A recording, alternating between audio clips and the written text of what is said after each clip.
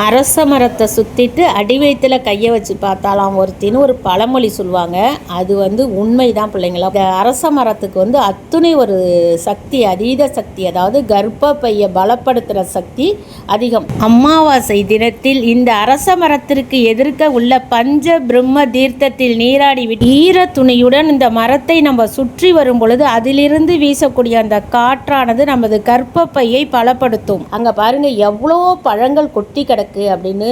கோடி ரூபாய் கொடுத்தாலும் கிடைக்காது.